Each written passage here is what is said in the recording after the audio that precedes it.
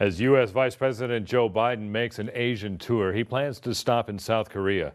One of the topics that has been brought to attention by a letter from U.S. Senators Dianne Feinstein and Robert Menendez is the involvement by Huawei Technologies into a communications network being built by LG.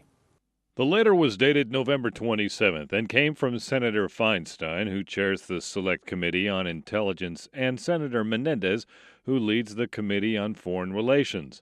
It was copied to Defense Secretary Chuck Hagel, Secretary of State John Kerry, and James Clapper, the Director of National Intelligence.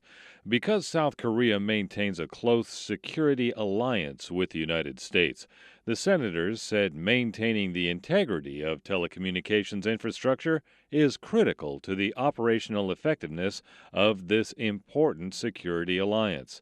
Once this letter was made public, Huawei's Scott Sykes wrote an emailed response to Bloomberg that said Huawei's gear is world-proven and trusted, connecting almost one-third of the world's population.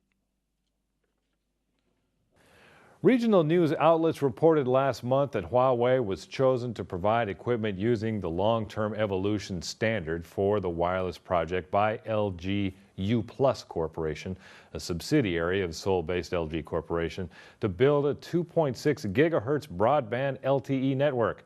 Kim Sang-yup, a spokesman for LG U+, said the value of the Huawei contract has yet to be determined.